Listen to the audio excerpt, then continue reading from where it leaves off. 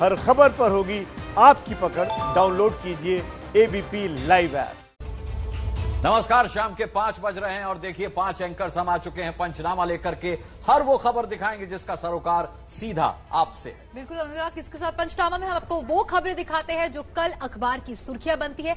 इसके साथ ही हर खबर के पीछे की जो असली खबर है वो भी पंचनामा में आपको दिखाएंगे। जी शगुन, और साथ ही साथ देखिए बिहार में जो है वो बाढ़ की वजह से बर्बादी के कगार पर बिहार पहुंच गया है। वहां के लोगों के दर्द की तस्वीरें भी आपको आगे दिखाएंगे पंचनामा में। जी बिल्कुल, और देखिए देश की हर बड़ी राजनीतिक खबरें भी पंचनामा में शामिल होंगी।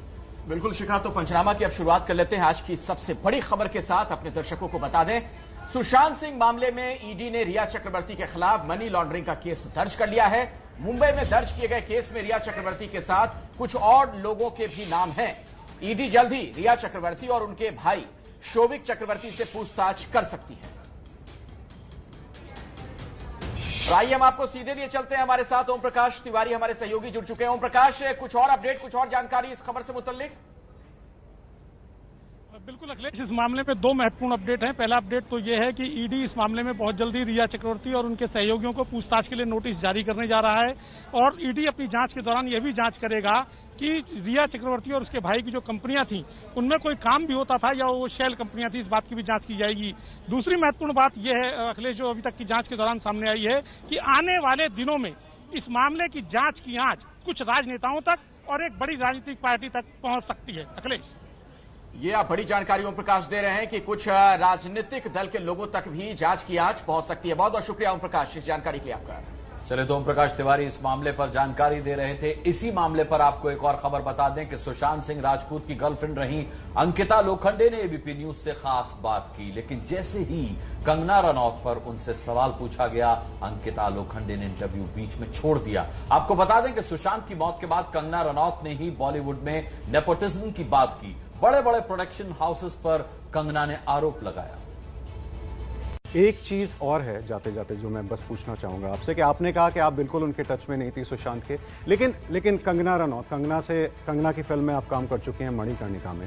कंगना रनौत ने अपने कई इंटरव्यूज में आपका नाम लेकर कहा है कि अंकिता ने मुझे बताया था कि वो कितना परेशान रहने लगा है, या इंडस्ट्री में उसके साथ क्या परिवारवाद हो रहा है या फिल्मों से निकाला जा रहा है। ऐसी कोई बात हुई थी आपकी कंगना से जहां पर यह जिक्र हुआ हो कि सुशांत के साथ कोई नाइंसाफी हो रही है फिल्म इंडस्ट्री में? दरअसल कंगना रनौत ने एक इंटरव्यू में अंकिता का नाम लेकर सुशांत और रिया के रिश्तों के बारे में एक बड़ा बयान दिया था। कंगना ने कहा था, सुशांत सिंह के निधन के बाद मैंने अंकिता लोखंडे से कॉल पर बात की थी। मैं ये जानना चाहती थी कि सुशांत का व्यक्तित्व किस तरह का था और उनके साथ क्या हुआ था। अंकिता ने मुझे बताया कि कम समय में इतनी लोकप्रियता मिलने के बाद भी सुशांत जमीन से जुड़े इंसान थे। हालांकि वो इस मामले में बहुत सेंसिटिव थे कि लोग उसे कैसा समझते हैं। अंकिता ने बताया था कि सुशांत का बहुत अपमान किया गया था, जिसे उनके लिए सह पाना मुश्किल हो रहा था। और इस एक्सक्लूसिव इंटरव्यू में जब एबीपी न्यूज ने अंकिता लोखंडे से पूछा कि रिया चक्रवर्ती पर सुशांत के घर वालों के एफआईआर को वो कितना सही मानती है, तो उनका क्या जवाब था, अब आप ये सुनिए।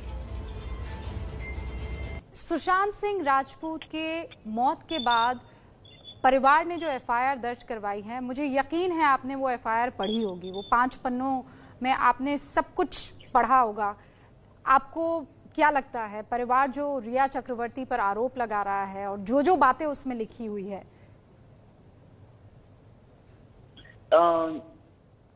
मैं इतना ही कह सकती हूँ आपको, अगर परिवार ये चीजें कर रहा है तो बहुत सोच समझ कर रहा है। आज उनका, हम सबसे बड़ा नुकसान उनका है। आज उनका घर का राजकुमार कहीं चला गया है, वो चला गया है, उसकी डेथ हो चुकी है, and they want to know the reason, वो क्यों गए, उसने क्यों खोया। And if they have something, if they have some proof, इसी दम पर वो कुछ एफआईआर किए हैं। I am very sure, I believe his family, I trust them कि वो जो कर रहे हैं अपने लिए, सुशांत के लिए, वो बिल्कुल सही कर रहे हैं। देखिए, दिन की अगली बड़ी खबर भी सुशांत मामले से ही जुड़ी हुई है। सुशांत के साथ फ्लैट में रह रहे उनके करीबी दोस्त ने सुशांत के परिवार के खिलाफ अब एक बड़ा आरोप लगाया है। सिद्धार्थ पिठानी सुशांत के साथ उनके फ्लैट में रहते थे। इस पूरे केस में वो भी एक अहम कड़ी हैं। लेकिन सिद्धार्थ ने मुंबई पुलिस को एक ईमेल लिखकर सुशांत के परिवार पर दबाव बनाने का आरोप लगाया है। सिद्धार्थ ने आरोप लगाया है कि सुशांत का परिवार उनके ऊपर रिया के खिलाफ बयान देने का दबाव बना रहा है। कहा जाता है कि सुशांत के क्रिएटिव मैनेजर थे सिद्धार्थ। जिस दिन सुशांत ने सुसाइड किया उस दिन फ्लैट में ही थे सिद्धार्थ। फिलहाल सिद्धार्थ मुंबई में नहीं है, सिद्धार्थ हैदराबाद के रहने वाले हैं। और साथ ही आपको ये भी बता दें कि सुशांत के जिस दोस्त सिद्धार्थ ने मुंबई पुलिस को ईमेल भेजकर परिवार पर आरोप लगाया है, उससे बात की एबीपी न्यूज ने। क्या कहा उन्होंने सुशांत की तबीयत को लेकर, अब आप ये भी सुनिए। अप्रैल 1 से लेके जब तक आप साथ में थे, आपने कभी फील किया कि उनका मेडिकल हेल्थ या उनकी तबीयत खराब है, उनका ट्रीटमेंट सही नहीं हो रहा है, कभी जिक्र किया? नहीं, तभी मेरे को पता नहीं था सब पहले। क्योंकि वो ऑफ कोर्स वो मेरे को सब कुछ नहीं बताते थे जी, क्योंकि एक ही कैपेसिटी में हम लोग काम करते थे। लेकिन जनवरी में मुझे कुछ ऐसा लगा कि ही इज नॉट ओके, मतलब ही was not the old Sushant. ऐसा क्या हुआ था? क्या हुआ था, बहुत सैड हो गए थे ना। तो the reason he called me back to Mumbai is to be with him. मैं उनको थोड़ा वही कि he was not feeling well and used to he got admitted in hospital and everything. उनका जो हेल्थ थोड़ा डिटोरेट हुआ था बीच में, जब मैं नहीं था तब मैं नहीं था। तो जब हेल्थ डिटोरेट हुआ था तो टेक केयर करने के लिए कौन था? रिया ही साथ रहती? रिया, हाँ, रिया के मम्मी पापा बहन। देखो सर, अभी आप कोई फ्रेंड है जो बॉयफ्रेंड है, अगर रिया खुद बताती कि वो बॉयफ्रेंड है, बॉयफ्रेंड को ध्यान रखने के लिए कोई नहीं था उनको। उनके बहन लोग आए थे, उनको सुशांत के पास आए थे, लेकिन Sushant did not like to go with them. अच्छा। और देखिए, सुशांत की मौत को लेकर बिहार में राजनीति गर्म है। किसी के निशाने पर रिया चक्रवर्ती हैं तो कोई महाराष्ट्र सरकार पर हमला बोल रहा है। वहां पर एक गैंग है, उस गैंग के द्वारा जो प्रतिभावान व्यक्ति है, जो चाहता है जो आगे चल करके हो सकता है हम लोगों को डाउन कर दे, तो ऐसे लोगों की, चाहे लड़का हो चाहे लड़की हो, ऐसे लोगों की हत्या कराई जाती है वहां पर।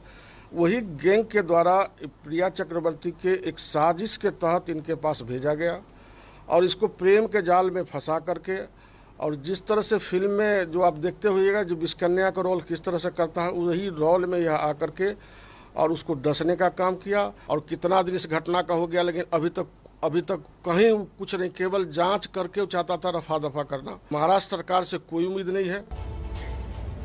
तो देखिए, इस पूरे मामले की सीबीआई जांच की मांग तेज हो गई है और इसी क्रम में मोदी सरकार में मंत्री रामविलास पासवान ने भी सुशांत की मौत की सीबीआई जांच की मांग की है। ये पहली बार है कि केंद्र सरकार के किसी मंत्री ने सीबीआई जांच की मांग की हो।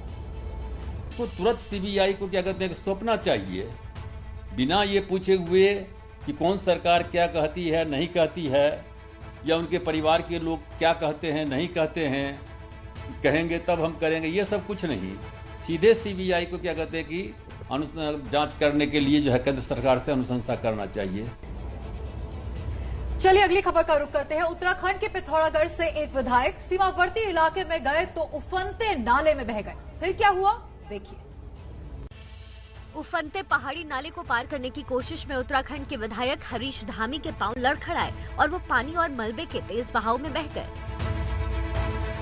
पिंक टी शर्ट वाले शख्स ने बहते हुए विधायक को थामने की कोशिश की, लेकिन जब उससे नहीं हुआ तो 3-4 लोग और आ गए और विधायक जी को नाले में बहने से बचा लिया गया। ये हादसा हुआ उत्तराखंड के पिथौरागढ़ जिले के धारचूला इलाके में। कांग्रेस विधायक हरीश धामी के साथी एक दूसरे का हाथ पकड़कर उन्हें उफनता हुआ नाला पार करा रहे थे। उफनते नाले में उतरते ही विधायक हरीश धामी के पैर लड़खड़ाए और वो तेज बहाव के साथ बहने लगे। विधायक हरीश धामी आपदा से सबसे ज्यादा प्रभावित पिथौरागढ़ जिले के लुमती गांव पहुंचे थे। यहाँ के सारे रास्ते भूस्खलन से टूटे हुए हैं, जगह जगह मलबा गिर रहा है, जान जोखिम में डालकर लोग आना जाना कर रहे हैं। अब तक तो लोग ही इससे परेशान थे, अब विधायक भी इस आपदा की चपेट में आ गए।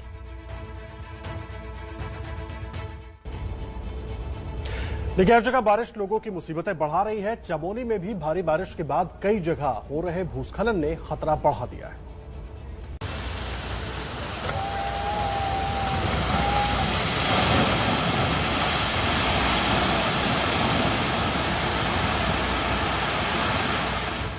पहाड़ का बड़ा हिस्सा देखते ही देखते हाईवे पर आ गिरा और हाईवे कई घंटों के लिए बंद हो गया।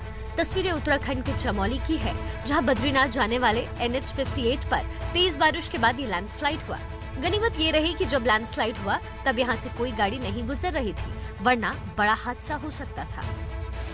अब चमोली की ये तस्वीरें देखिए। पहाड़ों से तेज रफ्तार से बारिश का पानी आ रहा है, जिसने कई गांवों में घरों को तबाह कर दिया है। और देखिए बिहार का हाल भी कुछ ऐसा ही है। बिहार के 12 जिले के कई गांव बाढ़ से प्रभावित हैं। दरभंगा में हालात दिनों दिन खराब होते जा रहे हैं। तस्वीर दरभंगा के मशहूर भगवान शिव के पंचानाथ मंदिर की है, जो बाढ़ के पानी में डूब गया और पानी के बीच ही सावन की आरती चल रही है।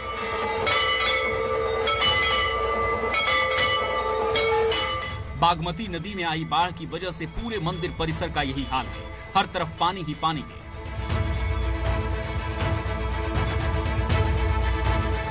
मंदिर में 2 से 3 फीट तक पानी भरा है और श्रद्धालु पानी के बीच ही बाबा भोलेनाथ के दर्शन के लिए पहुंच रहे हैं।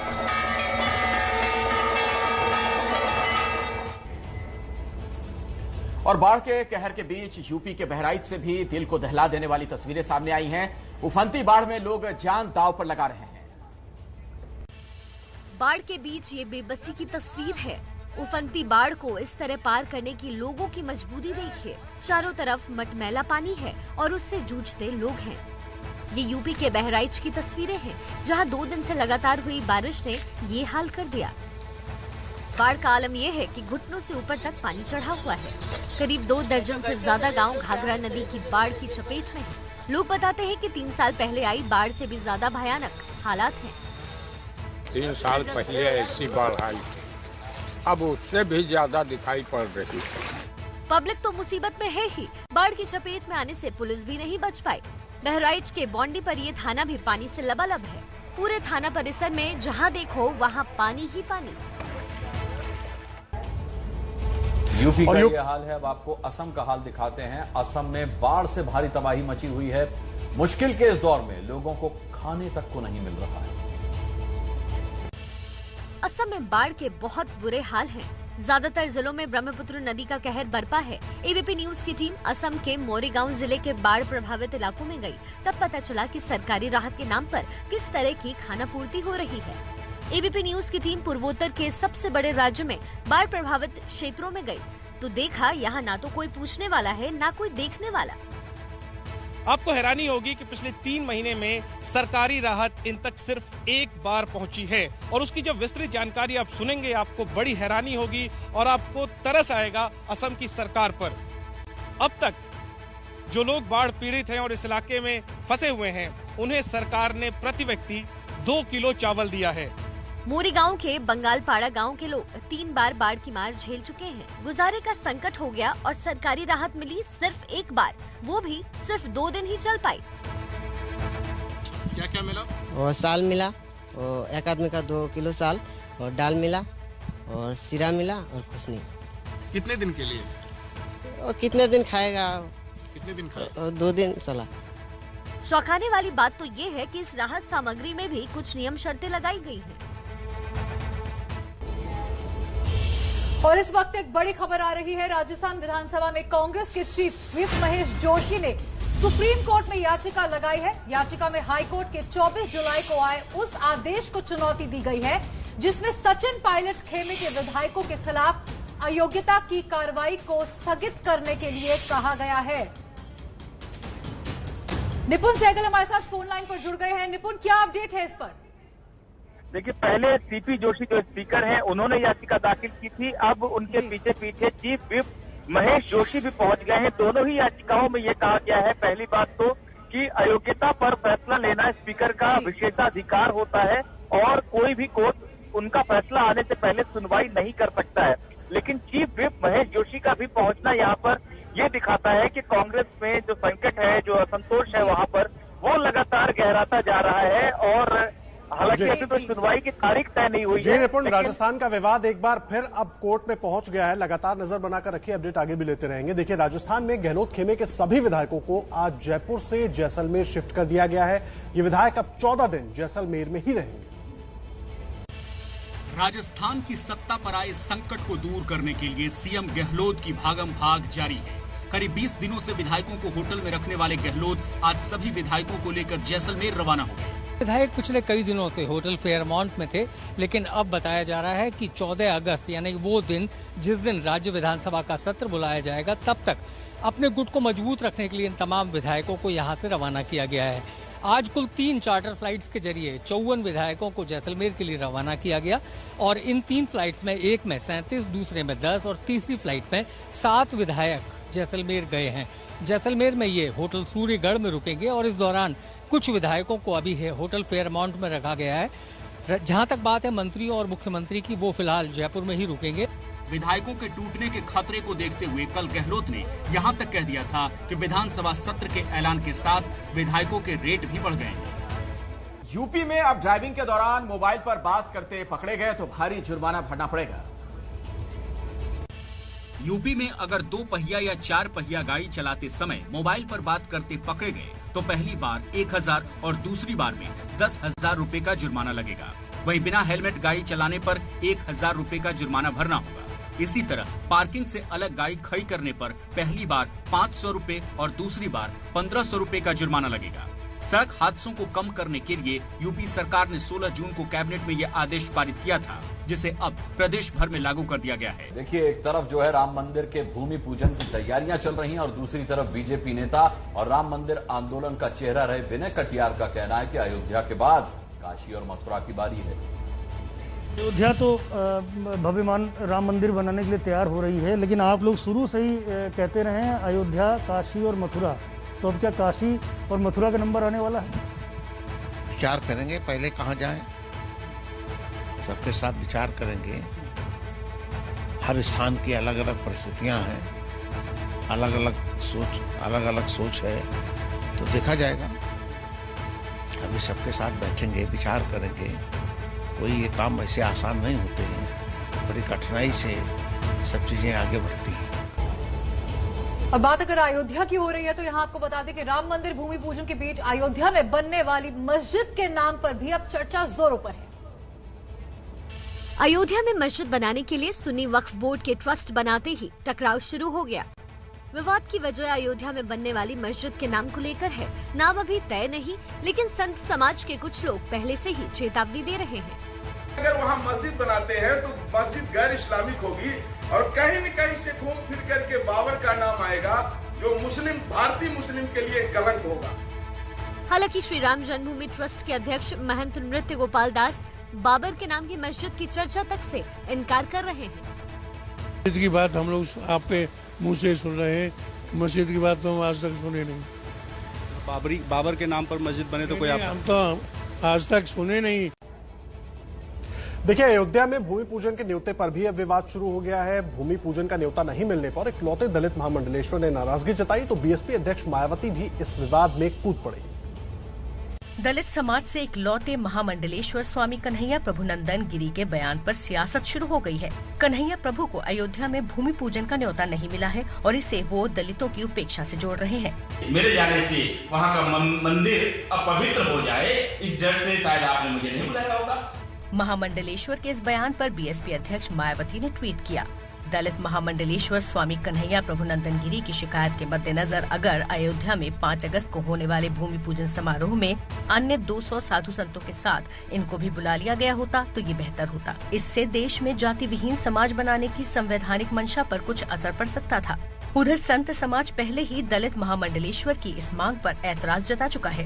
ये कहना कि मैं दलित हूँ, मुझे नहीं बुलाया जा रहा है, तो पहली बात यदि वो अपने को दलित मानते हैं तो साधु नहीं है, क्योंकि साधु कोई जाति तो होती नहीं है।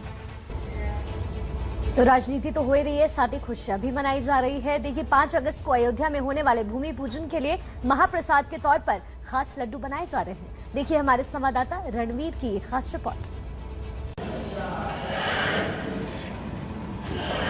रामलला के महाप्रसाद के लिए कढ़ाई चढ़ चुकी है।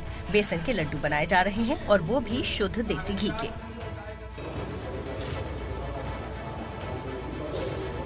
अयोध्या में भूमि पूजन के दिन रामलला के भोग के लिए 1,11,000 लड्डू तैयार किए जा रहे हैं और ये लड्डू स्टील के डिब्बों में पैक किए जा रहे हैं।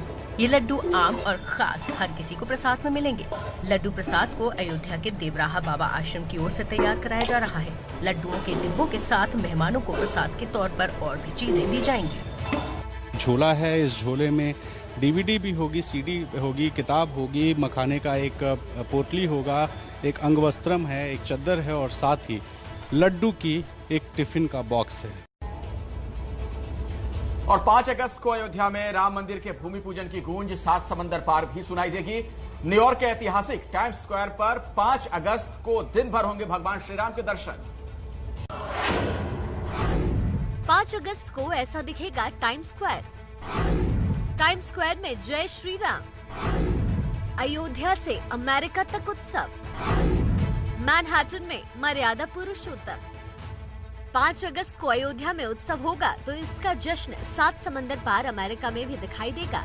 विश्व प्रसिद्ध टाइम्स स्क्वायर पर 5 अगस्त को दिन भर दिखाई देगी भगवान श्री राम की 3D झलक। 5 अगस्त को अमेरिका में भी जश्न मनाने की तैयारी चल रही है। टाइम्स स्क्वायर की इन स्क्रीन को 5 अगस्त को सुबह 8 बजे से रात 10 बजे तक के लिए किराए पर लिया गया है। स्क्रीन पर तस्वीरों के साथ हिंदी और अंग्रेजी में जय श्री राम लिखा होगा। प्रधानमंत्री मोदी अयोध्या में भूमि पूजन की आधारशिला रखेंगे तो टाइम्स स्क्वायर की स्क्रीन पर हर तस्वीर दिखाई देगी।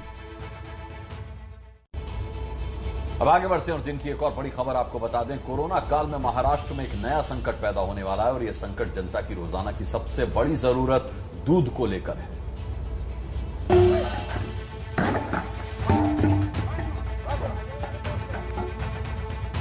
सड़कों पर दूध को लेकर ये प्रदर्शन महाराष्ट्र में नया संकट खड़ा करने वाला है, क्योंकि 1 अगस्त यानी कल से दूध उत्पादक अपनी मांगों को लेकर आंदोलन तेज करने की चेतावनी दे रहे हैं। दूध उत्पादक किसानों को उनके दूध के लिए महाराष्ट्र में कम से कम 30 रुपए के दाम मिले, इस प्रमुख मांग को लेकर किसान सभा और दूध उत्पादक शेतकरी संघर्ष समिति की ओर से 1 अगस्त को फिर से महाराष्ट्र में जोरदार निदर्शन करके आंदोलन करने की घोषणा की जा चुकी है। महाराष्ट्र के दूध उत्पादकों की मांग है कि उन्हें 30 रुपए की कीमत में दूध मिले, जिसमें सरकार उन्हें 10 रुपए का अनुदान दे और ये रकम सीधे उनके खाते में जमा हो। अगली खबर का रुख करते हैं। देश भर में विश्वविद्यालयों में फाइनल ईयर एग्जाम पर सुप्रीम कोर्ट ने फिलहाल रोक नहीं लगाई है। जिंदाबाद जिंदाबाद जिंदाबाद जिंदाबाद। फाइनल ईयर के एग्जाम के विरोध के बावजूद शीर्ष अदालत ने फिलहाल इस पर रोक नहीं लगाई है। इस मामले में सुप्रीम कोर्ट ने गृह मंत्रालय से 10 अगस्त तक अपना रुख स्पष्ट करने को कहा है। दरअसल सुप्रीम कोर्ट में दायर याचिकाओं में यूजीसी की उस गाइडलाइन को चुनौती दी गई है जिसमें विश्वविद्यालयों से 30 सितंबर तक अंतिम वर्ष के परीक्षा का आयोजन करने को कहा गया है। इस गाइडलाइन के खिलाफ देश के अलग अलग विश्वविद्यालयों के 31 छात्रों, शिवसेना की युवा इकाई और छात्र कृष्णा वाघमारे ने याचिकाएं दाखिल की हैं।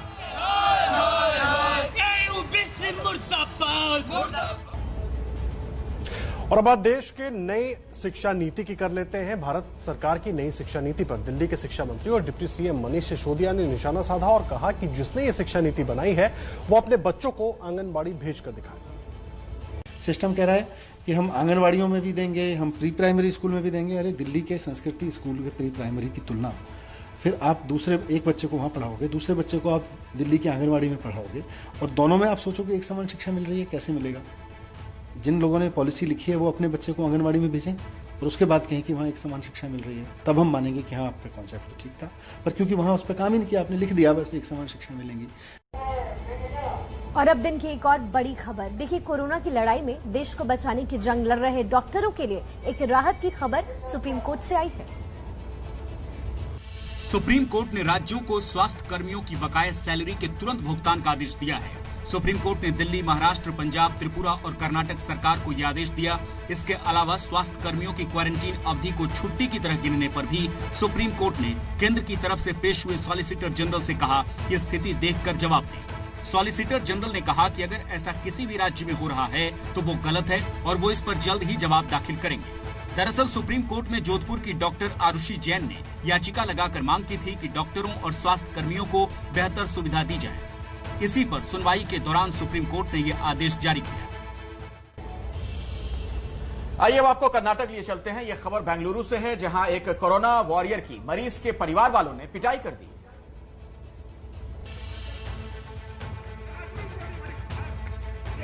तस्वीरें बेंगलुरु के शिवाजी नगर की है, जहां कोरोना मरीज के परिवार वालों ने एम्बुलेंस के ड्राइवर की जमकर पिटाई कर दी। ड्राइवर के कपड़े तक फाड़ दिए गए। ड्राइवर को चोट भी आई है। ड्राइवर मरीज को MS रमैया हॉस्पिटल ले जा रहा था। परिवार वालों का आरोप है कि ड्राइवर की लापरवाही की वजह से मरीज की जान चली गई। जिस मरीज की जान गई, उनकी उम्र 70 साल बताई जा रही है। कभी कभी लोगों का बर्ताव देखकर लगता है जैसे वो भूल चुके हैं कि कोरोना भी है। कोरोना काल में थाना प्रभारी की शाही विदा ही ऐसे ही पुलिस वालों पर भारी पड़ गई।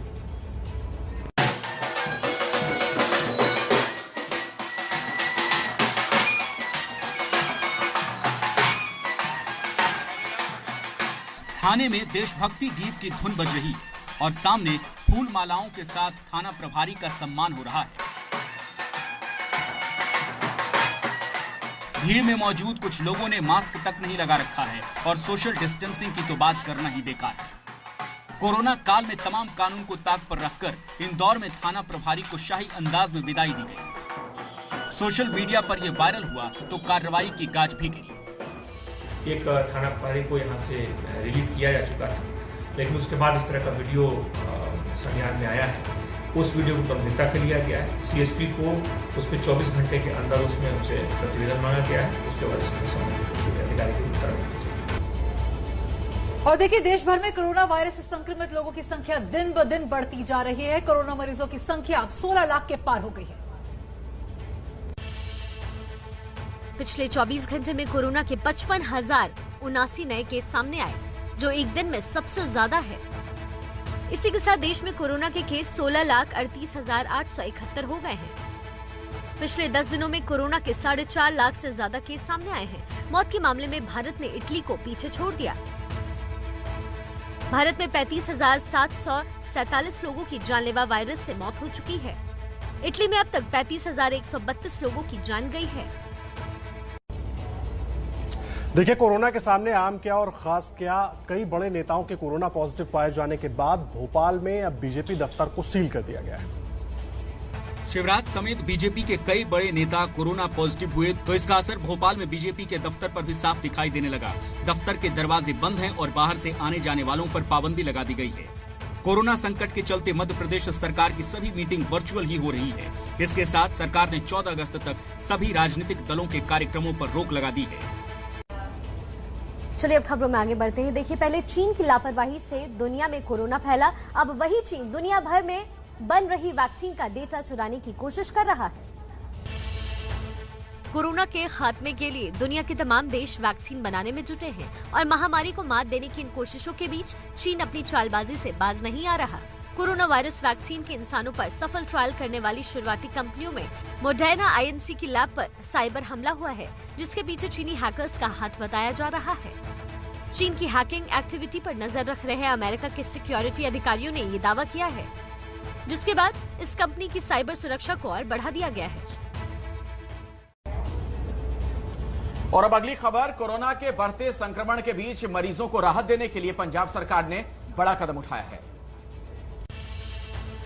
कोरोना के इलाज में अब तक प्लाज्मा थेरेपी को काफी कारगर पाया गया है और इसी को देखते हुए अब पंजाब में जरूरतमंदों को मुफ्त प्लाज्मा देने का फैसला लिया गया है।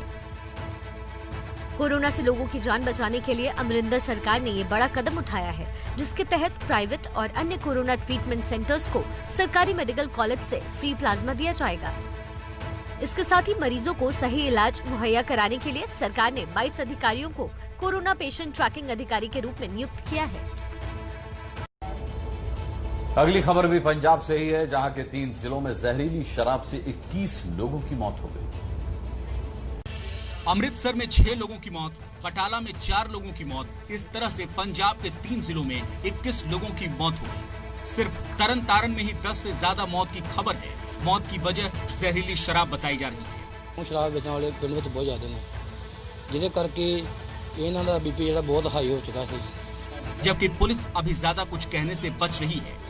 पूरी पड़ताल की जाएगी जी, पड़ताल का विषय, पड़ताल तो बाद जो कार्रवाई होगी कानूनी कार्रवाई की जाएगी। मामले में पंजाब के मुख्यमंत्री अमरिंदर सिंह ने मजिस्ट्रेट जांच के आदेश दिए। अगली खबर आंध्र प्रदेश से, जहां के प्रकाशम जिले में सैनिटाइजर मिली शराब पीने से 9 लोगों की मौत हो गई है। बताया जा रहा है कि कोरोना के चलते लॉकडाउन में जब शराब की बिक्री पर रोक लगी तो कुछ लोग सैनिटाइजर से बनी शराब पीने के आदी हो गए। प्रकाशम जिले के कुछ गांवों में लोग बीते कुछ महीनों से ऐसी ही जहरीली शराब पी रहे थे। इसी शराब को पीने की वजह से 9 लोगों की जान चली गई। 9 लोगों की मौत के बाद पुलिस सैनिटाइजर मिलाकर शराब बनाने और उसे बेचने वालों का पता लगाने में जुटी थी ताकि उन पर कार्रवाई की जा सके। और अब खबर अमेरिका से। वहां के जंगलों में अब तक की सबसे बड़ी आग लगी है।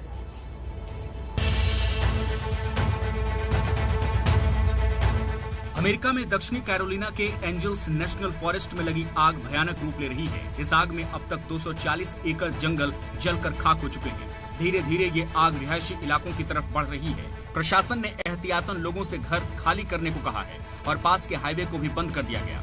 आग को बुझाने के लिए फायर फाइटर्स युद्ध स्तर पर काम कर रहे हैं। 3 हेलीकॉप्टर आग बुझाने के लिए पानी की बरसात कर रहे हैं। हालांकि अब तक इस आग में किसी के हताहत होने की खबर नहीं है। इसी खबर के साथ पंचनामा में आज इतना ही। अब सोमवार की शाम 5 बजे आपसे फिर होगी मुलाकात। तब तक ले इजाजत।